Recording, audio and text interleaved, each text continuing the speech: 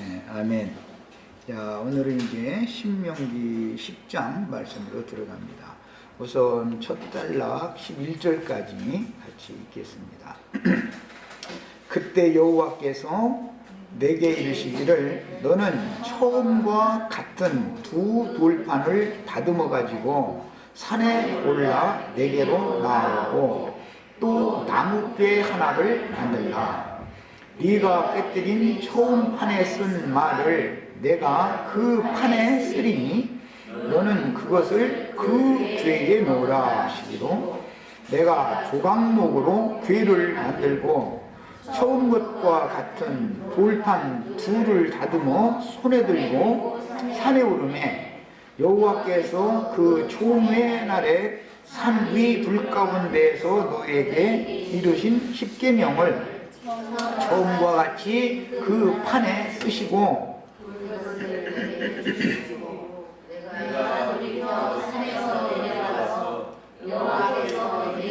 명령하신 대로 그 판을 내가 만든 궤에 넣었더니 지금까지입니다.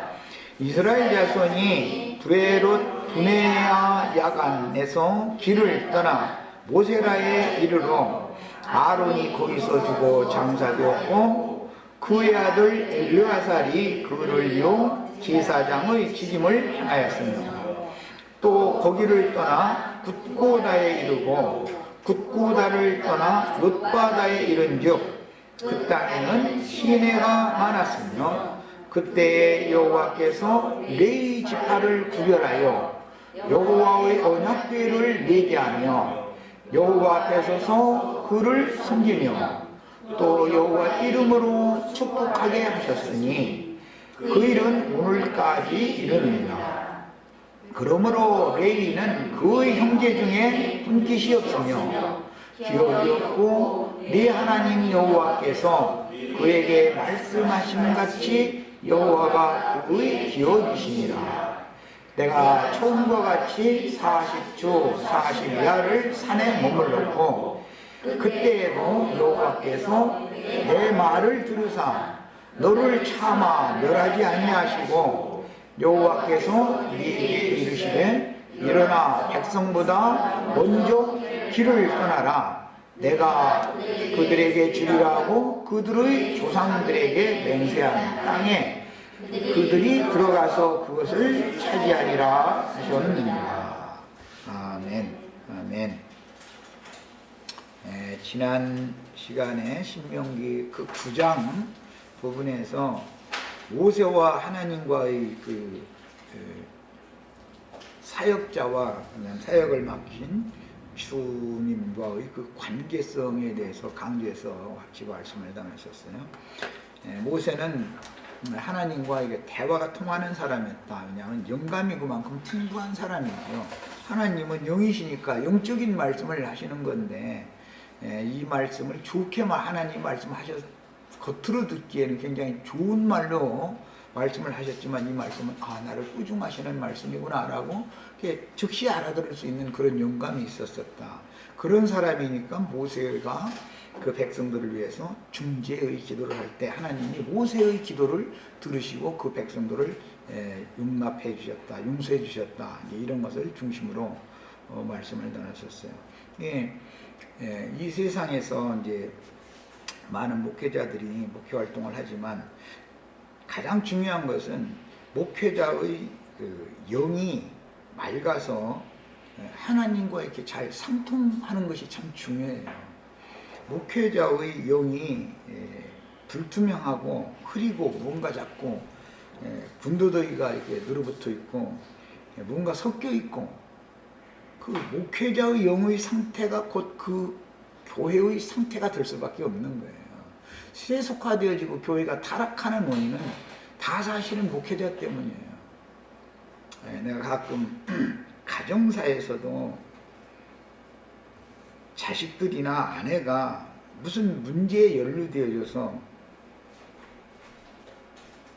그것이 큰 문제화 되어진다 그러면은 궁극적으로는 가장이 그걸 자기가 책임을 져야 되는 것이고 손해가 나도 손해를 자기가 감수하고 그걸 다 물어내야 될 것이 있으면 물어내야 되고, 사과해야 될 것이 있으면 사과해야 될 것이고, 이렇게 명료한 책임을 가장이 져야만 그 가정이 세워질 수가 있는 것인데, 자기 아내한테 발밀이 오고 아내는 자식들한테 발밀이 오고, 그럼 나중에 책임질 사람이 없어져 버리면 그 해결이 되겠느냐, 이런 걸 생각해 보면은 하나님과 목회자의 관계가 얼마나 중요한가, 이런 것을 알 수 있는 것이죠. 인간사가 그런데 하나님의 나라의 일을 다루는 목회자들이 함부로 행해서는 절대 안 되는 것이죠. 하나님과 어떤 말씀이, 하나님과 어떤 영적으로 이게 교통이 되지 않으면 그 목회를 하지 말아야 되는 거예요, 사실은.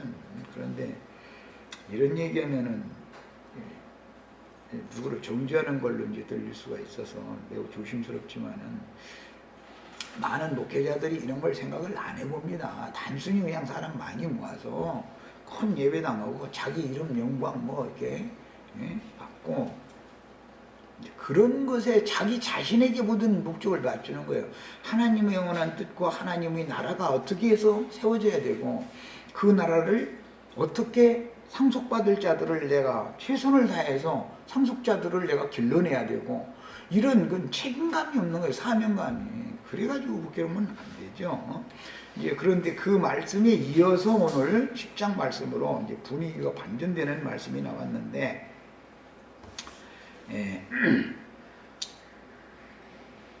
모세는 이 백성은 주님의 백성입니다 라고 말을 하고, 주님은 이 백성이 내 백성이 아니고 네 백성이다, 이제 이렇게 말을 하는 그 참 이상한 말이 9장 말미에 나왔었어요.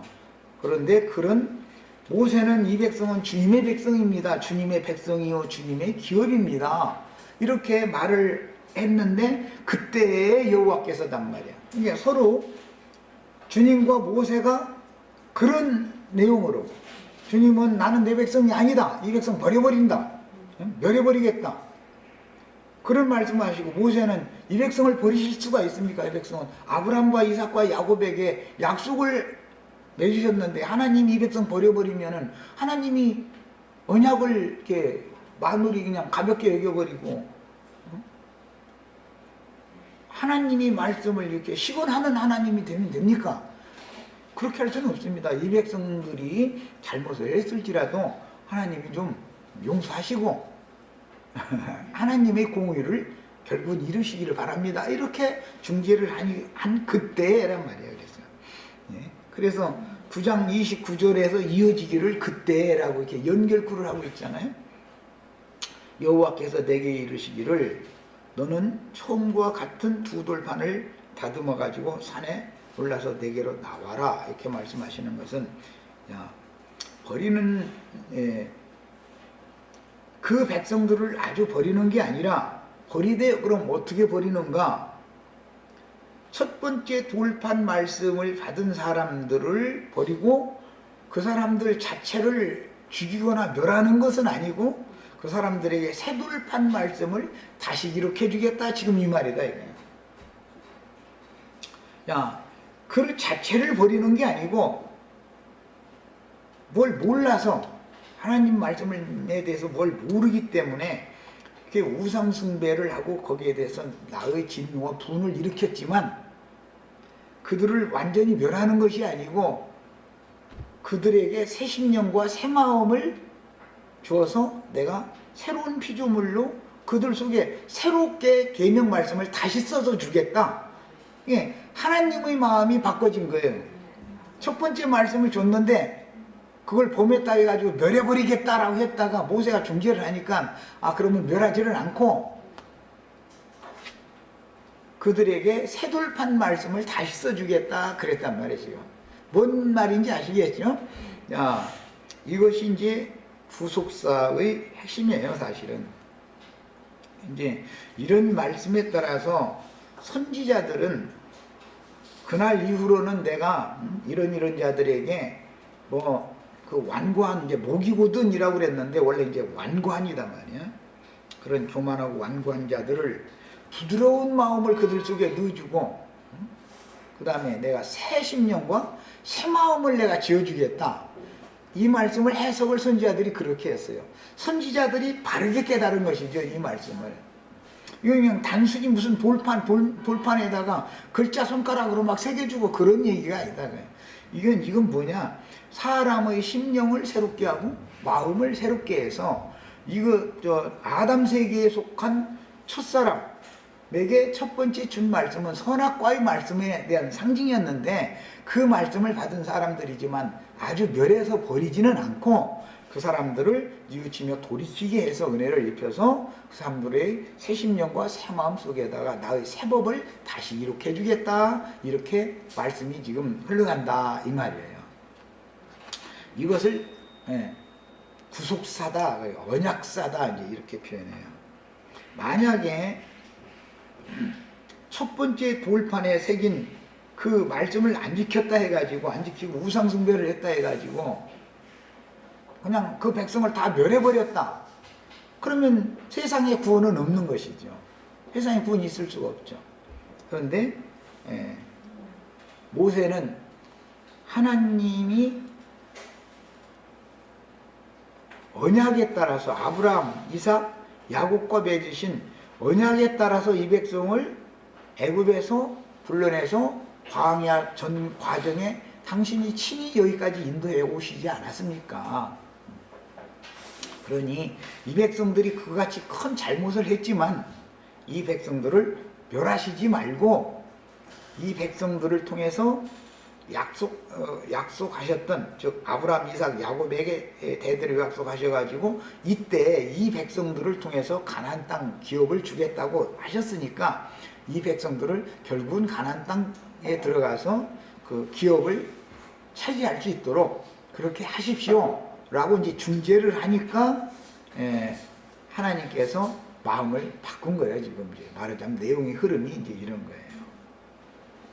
그래서 이 백성들을 멸하지를 않고 결국은 그 백성들에게 그들의 조상 대대로 맺으셨던 언약을 이 백성들을 통해서 결국은 이루시게 되는 내용입니다. 멸하려고 했지만 그렇지를 않고 다시 그 언약을 이루시게 된다.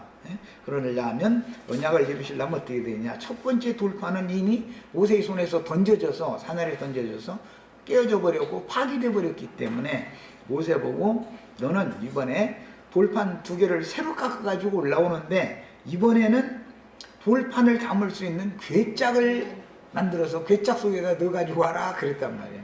첫 번째는 괴짝 만들어 오란 말이 없었죠. 이제 사람들은 이제 흔히 이 신명기 10장에 나오는 이 두 돌판을 넣는 괴짝이 이게 이제 뒤에 언약궤라고 하는 그 궤인 줄을 오해를 하고 있는데 그 궤가 아니고 여기서는 단순히 두 돌비를 담을 수 있는 궤를 말하는 거예요. 이후로도 한참 시간이 지난 다음에 이 말씀, 이 사건이 있은 후로도 한참 시간이 지난 다음에 성막법이 제정이 되어지고 그 다음에 언약궤라는 것을 그때서 제작을 해서 거기에는 두 돌미만 넣는 게 아니죠. 만나 항아리도 넣어야 되고 지팡이도 넣어야 되고 이래서 그 괴짝은 큰 괴짝이고 이 괴짝은 그냥 돌판 2개만 넣으면 되는 괴짝이에요. 이제 그런가 이런 것을 잘 착각하지 말고 성경 자체를 아는 게 중요해요. 그래서 무슨 나무 궤에 대해서 사람들이 흔히 오해하는 것을 난 많이 봤어요. 그런데 여기에 말하는 궤는 언약궤를 말하는 것이 아니에요. 돌비를 담을 수 있는 나무궤를 만들어 와라 그런 거예요. 그러니까 이제 이것은 돌이 2개니까 영과 혼일 것이고 당연히 심령과 마음을 말하는 것이고 괴짝에 담으니까 나무라는 건 이제 사람 인성을 말하니까 영과 혼과 몸까지 전체를 다 새롭게 하는 새 창조에 대해서 예언하는 말이다 말이야 이 말이 지금. 그래서 예수님으로 말하면 첫 번째 말씀을 가지고 오신 예수는 죽었죠. 두 번째 오늘 10장에 나오는 이 말씀을 가지고 오시는 예수는 부활하신 예수 그리스도다 이 말이에요. 이게 성경에서 예수라고 표현할 때 그 이름을 예수라 하라 라고 할 때 그 예수라고 하는 것은 독생자로 오신 예수를 말하는 것이지만 예수 그리스도신이라 이렇게 말할 때는 하늘에서 성령의 부음을 받아서 사역의 쓰임을 받으신 왕 선지자 대제사장으로서 사역의 쓰임을 받으신 예수님을 말하기 때문에 성경을 읽을 때는 그냥 사람의 생각대로 함부로 그냥 예수도 예수 그리스도고 또 그리스도가 예수고 막 이런 식으로 이렇게 함부로 해석해버리면 안 된다 이거예요. 말하고자 하는 어떤 의도가 있는 것이죠. 예수 그리스도는 예수와는 달라요. 예수는 마리아가 낳은 사람, 육신의 모양으로 세상에 보내심을 받은 사람의 이름을 예수라 하라라고 이미 잉태된 상태에서 지어졌기 때문에 아기 예수 이름이 예수였었던 거예요. 그럼 사람을 강조하는 거예요. 예수 그리스도 하면 30세 이후에 요단강에서 침례를 받고 성령이 비둘기같이 그에게 임하여 이는 내 사랑하는 아들이요 내 기뻐하는 자라 하시는 음성을 들으신 이후는 예수 그리스도시니라 이렇게 그래서 문맥의 그림이 그렇게 나온 거예요. 그 다음에는 구속을 위하여 죽임당하시고 부활하신 다음에는 그리스도 또는 그리스도의 영이라고 그러지 예수라고 하지 않는단 말이야. 이게 성경의 기록이라는 이렇게 명료하고 확실하게 하고 어떤 그 흐름에 따라서 그 용어 사용을 달리하고 있기 때문에 잘 이해가 필요하고 최종적으로 계시록에서 성령과 신부가 말씀하시기를 뭐 목마른 자들 다 와서 값없이 생명수를 받으라 할 때 거기 보면 거기서는 그 영이다 그러지 예수의 영이다 이렇게 표현하지 않는 거예요. 그러니까 성경이 괜히 그렇게 하는 게 아니에요. 어느 이 흐름에 따라서 경륜의 과정에 따라서 명칭 용어가 바꿔지기 때문에 이런 것을 잘 알 필요가 있어요. 사람으로 오셨던 예수는 예수 그리스도가 되셨고 그 다음에는 그리스도 예수 그리스도를 앞에 놔요. 이제 사도행전 이후로는 예수 그리스도는 사람으로 오셨던 예수님이 기름 부음 받은 상태고 그리스도 예수는 부활하신 예수 그리스도를 말한다고요.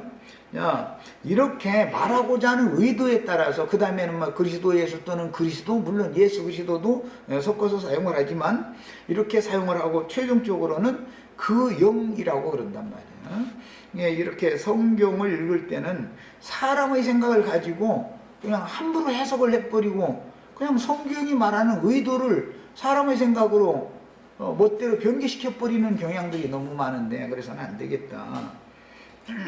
그 다음에 오늘 말씀도 그래서 이제 이해를 할 때 우리는 두 번째는 두 돌판을 깎아 가지고 오는데 첫 번째처럼 네 손으로 들고 오지 말고 괴짝 속에다 담아 가지고 다녀라 그랬다 이 말이야. 괴짝 속에다. 그러니까 이것은 하나님이 첫 번째 돌판이라고 하는 것은 하나님이 볼 때는 심령들을 볼 때 아담 세계 속에 있는 심령들을 볼 때 육체이기 때문에 그것은 나무교에다 넣어가지고 다니라고 안 했다. 하나님이 이미 육체를 버려버렸기 때문에 창세기 6장에서부터 하나님의 신이 사람과 다시는 함께하지 않겠다. 왜? 그들이 육체가 되었기 때문이다 그랬잖아. 그러니까 하나님은 육체 속에 있는 선악과의 말씀을 가지고 선을 행하거나 의를 행하는 것을 하나님은 받아들이지 않는다 그 말이에요. 육체가 행하는 것은 선을 행했어도 소용없는 거예요. 그것은 의를 행했어도 소용없는 거예요. 그래서 9장이 강조점이 뭐였어요? 너희를 여기까지 이렇게 인도하신 하나님의 뜻은 너희의 공의 때문이 아니다. 여호와의 공의 때문이다. 자꾸 그 얘기가 그래서 나오는 거예요. 그런데 이제 10장 이후에는 첫 아담 세계에 있는 옛사람의 육체는 버렸지만 새 사람의 새로운 몸을 재창조한다 이거예요. 새로운 몸을. 이제 여기서 단수인 경우와 이제 복수인 경우, 쌍수인 경우 이제 이것은 이제 다음 시간에 나눌 건데 이 스메르인들의 언어에는 단수 그 명사에만 사용하는 수사라고 하는 수를 말로 할 때는 단수라는 개념도 있어요. 그건 유일한 하나예요. 그러니까 그건 정관사를 딱 붙이는 거죠. 거기에는. 그 다음에 복수 개념이 있어요. 똑같아도 뭐 하늘에는 신이라 칭하는 자들이 많다. 그건 신들이 되겠죠. 그 신, 유일하신 신 얘기는 그거는 단수죠. 이렇게 구분을 명확하게 한다. 그 수메르인들 셈족의 언어는 이렇게 돼 있어요. 우리나라는 그 수사라는 것이 없지. 그냥 단수 복수만 있죠. 개념에 따라서. 그러나 수메르인들, 셈족들, 그러니까 이제 아람 족속들이나 히브리인들이나 그다음에 힌디어를 사용하는 힌두족들, 이런 사람들이 사용하는 용어에는 수사라는 것이 있어서 그 수사 중에는 쌍수라는 것이 있어요. 쌍수. 예, 성경 읽을 때는 단수 개념, 복수 개념, 쌍수 개념이라는 것이 있다. 이것을 이제 잘 읽으셔야 돼. 쌍수 개념은 이제 다음 시간에 이제 더 강조할 건데, 이 첫 시간에 이걸 미리 이렇게 운을 띄워놔두는 것은 하나님도 배필이 필요하다 이런 말이에요. 만약에 구속하신 자기 백성들을 버려버리면 자기 짝을 버린다는 뜻이기 때문에 영적 해석으로 하자면 율법 증서를 써줘가지고 아내를, 모세 율법은 그랬죠. 쫓아내게 돼 있죠. 친정으로 쫓아버리는 거예요. 여자라는 것은 친정에서 자기 집으로 데려왔으면 자기 집에서 부부로 해서 자기 집을 세우는 게 아내잖아요. 그런데 아내가 실행이 있을 경우에는 이혼 증서를 써줘가지고 쫓아내는 거예요. 그걸 역사상에서는 아시리아나 바벨론으로 자기 백성을 하나님이 쫓아내는 거예요. 상징이다가요. 이런 것이 모두. 자, 그 말은 어디에서 찾아야 되느냐? 쌍수 개념에서 찾아야 되는 거예요. 쌍이라는 말 이제 다 아시죠? 쌍 하면은 이성이 쌍이 되는 것이죠. 동성은 쌍이 될 수가 없어요. 동성이 쌍이면 이상하잖아요. 하나님의 창조 질서에 안 맞는 것이죠. 이성이야지. 그래서 하나님이 창조에도 육신적으로 봐도 남성은 생명의 그 기관을 밖으로 이렇게 노출을 시켜놨고, 여성은 안으로 창조를 해놔가지고 안에 있단 말이에요. 그래야 쌍이 되니까. 그래야 그게 하나님이 창조해. 그런 것만 봐도 히브리인들의 이 수메르 족속들의 언어가 이방 사람들의 언어보다 훨씬 더 정확하다. 하나님이 말씀하시고자 하는 의도를 정확하게 표현할 수가 있다. 이런 걸 알 수가 있어요. 하나님은 긴 얘기가 필요 없이 이 백성을 버리면 하나님 자신이 짝을 잃어버리는 것이 되는 거예요. 하나님은 창세기에서부터 아담이 배필이 없어서 독초하는 것이 보기에 좋지 않았기 때문에 아담을 위해서 배필로 여자를 지어준 것인데, 그것은 상징이었고 여호와 하나님이 남자고 구속하신 자기 백성들은 여자의 신분이다 이거예요. 그것은 쌍관계단 말이에요. 쌍관계. 그런데 그 백성을 만약에 버렸다 그러면 쌍을 잃는 것이죠. 한쪽이, 여호와 하나님의 한쪽이 없어져 버리는 것이죠. 이렇게 중요한 문제라는 걸 모세는 너무 철두철미하게 인식하고 있었다 이거예요. 이제 남과 여가 쌍이 서로 이렇게 하나가 되어서 이제 쌍붙는다 이제 그러는데, 그건 이제 우리나라 순수한 말이고, 주합하는 자는 한 영이니라 이제 신약이 그러죠. 그게 이제 쌍붙은 것이죠. 자, 이제 그렇게 하는 데는 사람과 하나님이 멀리 떨어져 있는 관계이기 때문에, 하나님은 하늘에 계시고 사람은 저주받은 땅에 있기 때문에 서로 이게 쌍이 만날 수가 없어요.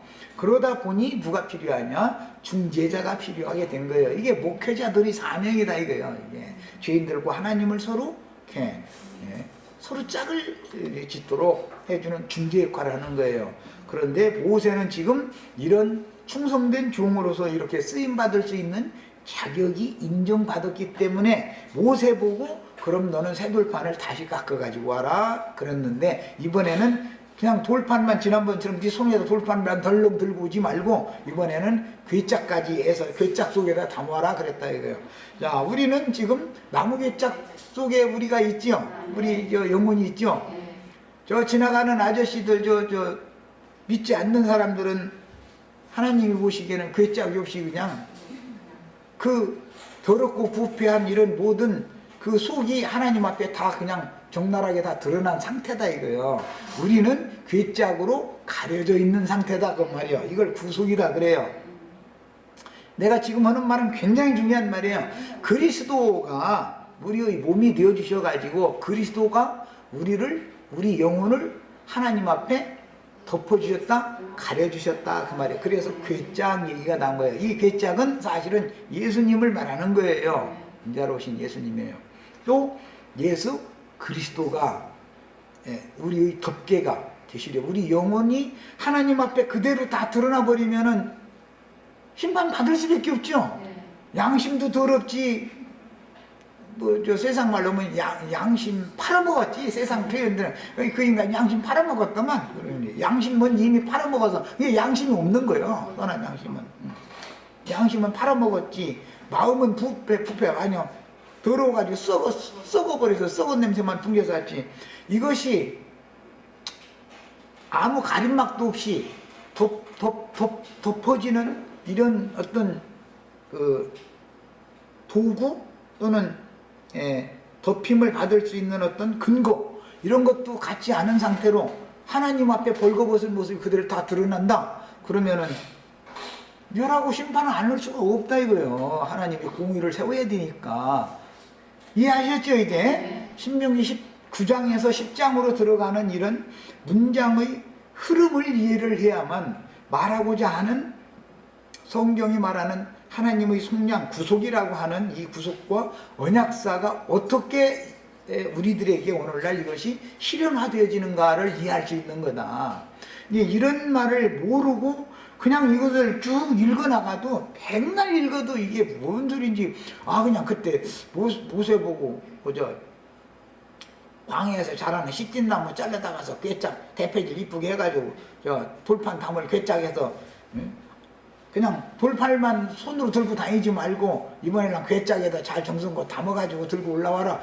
이렇게 했구나. 역사적인 사실대로는 그렇게 하라는 거였어요. 그런데 거기에 대한 이게 영적 의미가 있는 것이다. 하나님 앞에 돌판이 거기 돌판이라는 것은 두 개잖아요. 쌍이죠.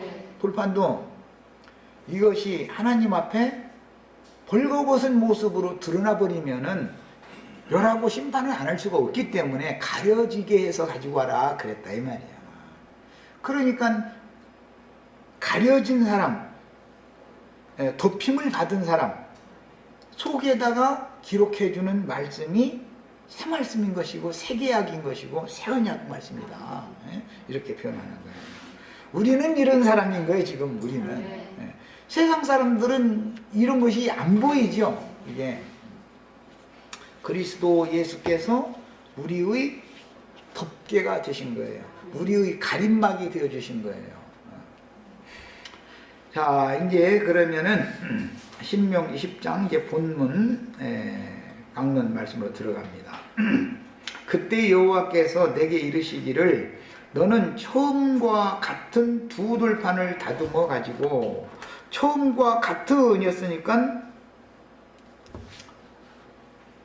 하나님이 태초에 사람을 창조하셨을 때 안개만 올라오는 땅에서 티끌을 취해가지고 그분의 입의 말씀으로 침을 이제 뱉어서 이겨가지고 질그릇을 빚어놓고 나서 그 코에다가는 숨을 불어넣어서 두 돌판을 속에 만든 거예요. 돌그릇을 별도로.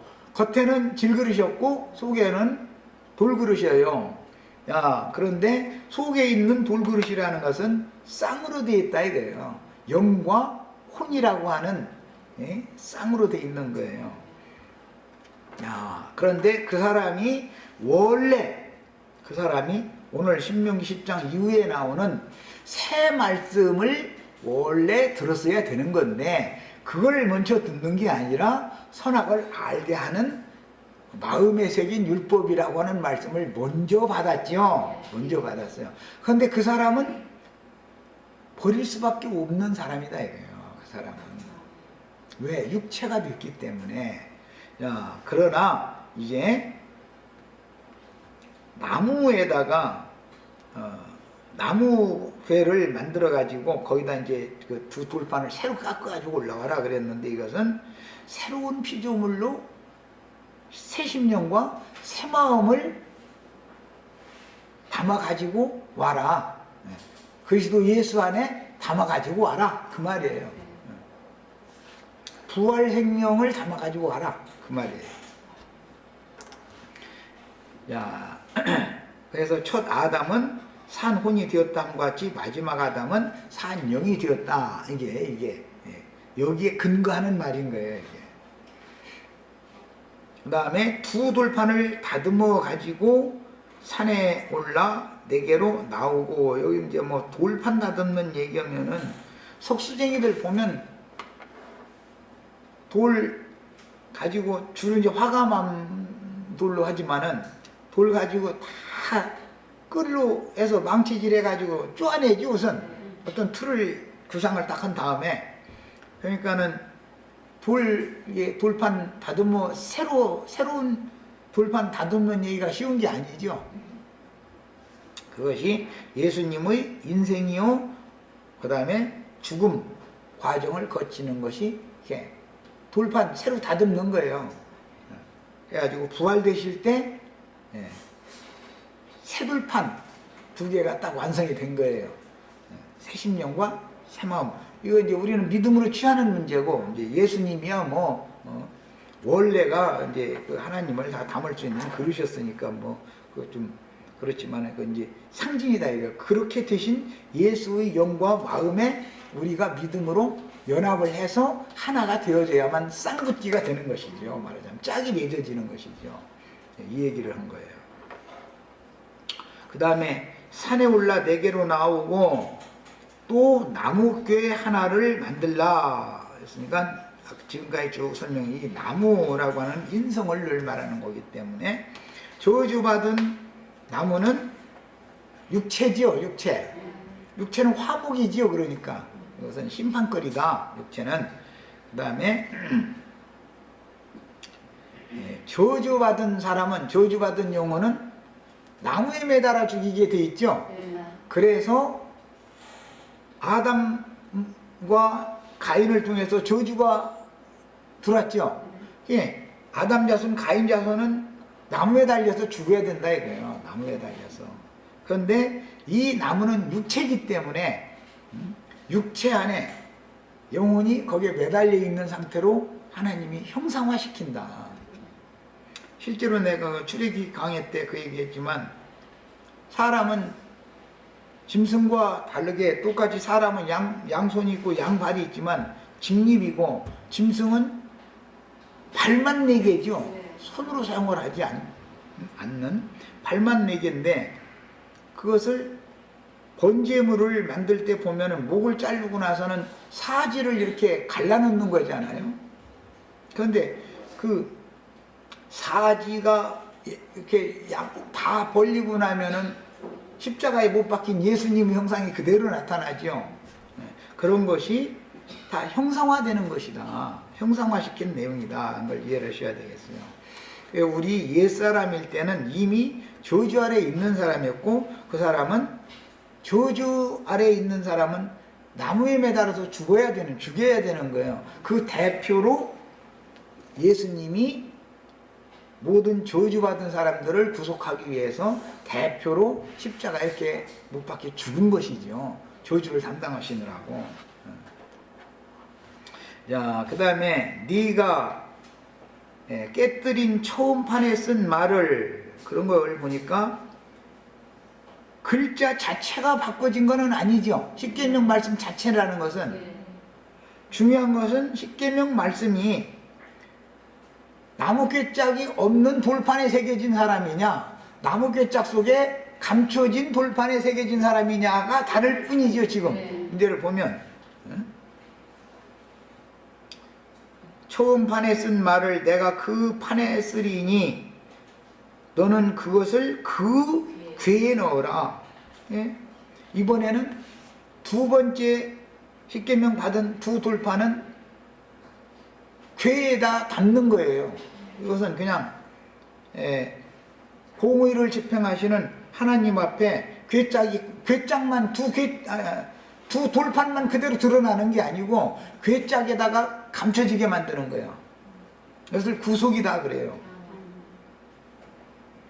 하시기로 내가 조각목으로 궤를 만들고 처음 것과 같은 돌판 둘을 다듬어 손에 들고 산에 오르매 여호와께서 그 총회 날에 산이 불 가운데서 너희에게 이르셨던, 이게 총회 날에라는 건 첫 번째 일본 말씀을 봤던 그날 불 가운데서 이스라엘 백성들에게 일러주셨던 그 십계명을 처음과 같이 그 판에다가 다시 썼다. 이 판은 괴짝 속에 들어있는 판들이에요. 처음에는 괴짝이 없었었어요. 네. 그 다음에 주시기로 내가 돌이켜 산에서 내려와서 여호와께서 내게 명령하신 대로 그 판을 내가 만든 궤에 넣었더니 지금까지 있느니라. 여기서 지금까지라는 말은 솔로몬 성전이 지어졌을 때를 말하는 것이 아니고 모세가 죽기 직전까지를 지금 말하는 거예요. 시간상으로 말할 때. 사실은 그 후로 이제 언약궤를 만들어 가지고 메고 다닐 때는 지금 이 돌은 양손에다 들고 다니는 괴짝이고 언약궤는 메고 다니는 그 궤니까 전혀 다른 거예요, 내용이. 예. 그 판을 내가 궤에 넣었더니 지금까지 있다 그러니까 이 말씀을 오해해가지고 이게 무슨 십계명판이나 만나 항아리나 뭐 지팡이나 이런 걸 담는 언약궤로 사람들이 오해를 하고 있는데 그게 아니에요. 지금 여기서 나오는 신명기 10장에서 나오는 이 말씀은 모세가 손에 들고 다니는 궤를 말하는 거예요.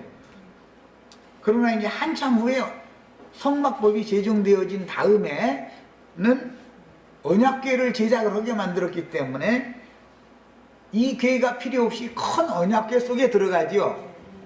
야, 독생자 예수와 부활하신 예수의 차이를 알아야 돼. 이제 독생자 예수는 손에 들고 올라간 궤로 형상화시켜 놨지만 언약궤라는 것은 모든 믿는 이들이 다 그리스도 예수 안으로 다 들어가서 한 몸을 이루는 것을 그 그리스도의 몸을 이제 말하기 때문에 예수의 몸과 그리스도의 몸이 다르다라는 걸 알아야 돼. 예수와 예수 그리스도, 그 다음에 그리스도 예수, 그리스도의 몸이라 우리는 그리스도의 몸을 세운다 이렇게 말할 때 예수의 몸을 세운다고 하지 않고 왜 그리스도의 몸을 세우는 자라 그러고 짐승의 몸을 세우는 자들과 대비하는가를 용어 사용을 정확하게 할 줄 알아야 된다 그래요.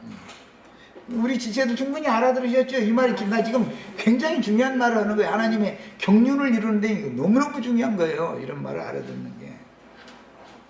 첫 번째, 아담이 마귀의 미혹을 받아가지고 자기 아내를 통해서 먹지 말라는 금령과를 먹었을 때, 즉 선악을 아는 지식의 말씀을 먹어서 마음의 율법이 새겨졌을 때, 그때는 손에 들고 다니는 괴짝도 없이 그냥 그 심령과 마음 상태가 하나님 앞에 벌거벗은 것 같이 다 드러나 있는 상태였다 이거예요. 그때는.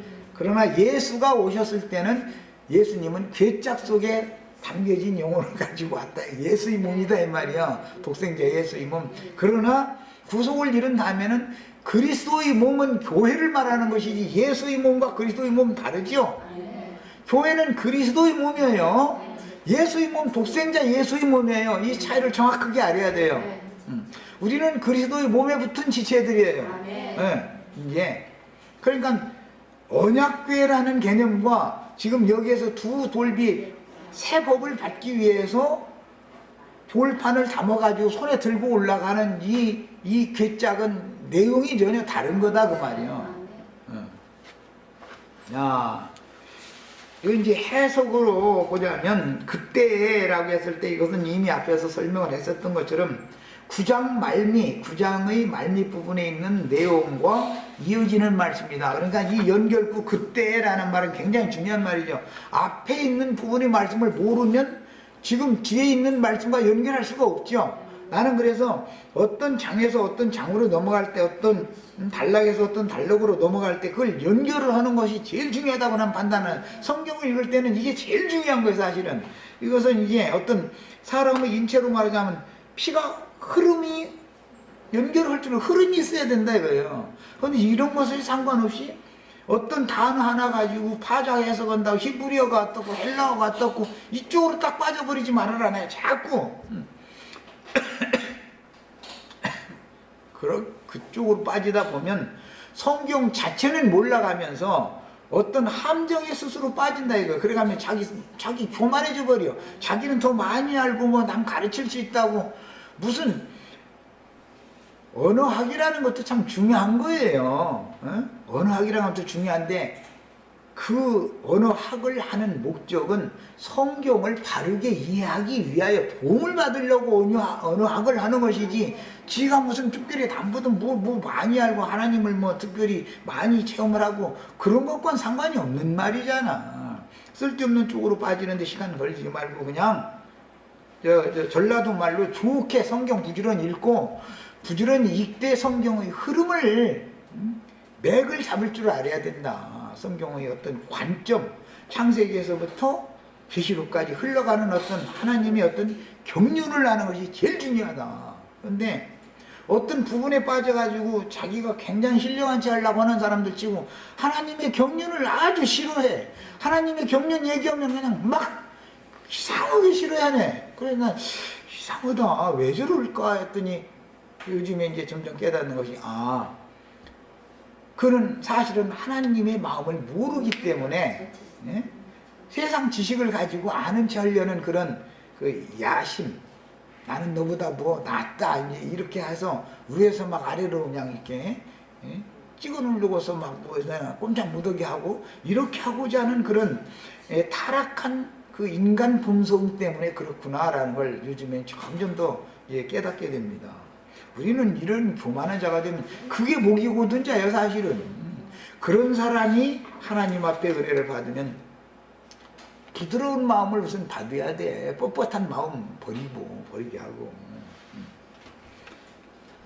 우리 형제 자매님들은 성경 추구를 할 때 모든 것이 다 필요하지만 성경의 흐름을, 성경 자체의 흐름을 아는 것이 제일 중요한 거다. 이것을 놓치면 그 안에서 어떤 단어나 뭐 이런 거 하나 가지고 따지고 별걸 다 해도 그것이 오히려 자기를 망하게 할 때, 자기만 망하면 상관없는데 다른 영혼까지 다 망하게 할 위험이 있다. 이제 이런 것을 잘 생각하셔서 누구에게 어떤 말씀을 가르침을 받을 때는 신중히 생각해 가면서 영을 분별해 가면서 듣는 지혜를 다 받으셔야 되겠어요. 다음에 이제 새돌판에 새법을 기록하여 주신 때는 출애굽기 33장 이후 34장 3절까지 나오는 말씀이죠. 그러니까 출애굽기 32장에서 19장부터 32장까지 첫 번째 돌판에다가 말씀을 받은 그것만 생각해서는 안 된다. 거기는 중요한 것은 그 돌판은 괴짝 속에 들어있지 않았다. 첫 번째 말씀을 십계명을 받은 그 말씀은 괴짝 속에 들어있지 않았다라는 거예요. 그것은 신약의 용어로 하자면 벌거벗은 것 같이 그 영혼의 상태가 공의를 집행하시는 하나님 앞에 그대로 다 노출됐다, 드러나버렸다 그 말이단 말이야. 그러니까 그것은 하나님의 영광 앞에 나갈 수 없는 자들에게 준 말씀이죠. 당연히 첫 번째 것은 오늘 이후로 주는 이 두 번째 세계명 말씀을 받은 사람들은 눈이 하나님의 영광에 나갈 수 있게 된 거예요. 그럼 어떻게 했냐? 그리스도 예수로 가려져 가지고 나가면 나도 받아주실 수 있다. 지금 이 말이란 말이야. 야, 저 시간 여기까지 해서 일단 저 시간 마칩니다.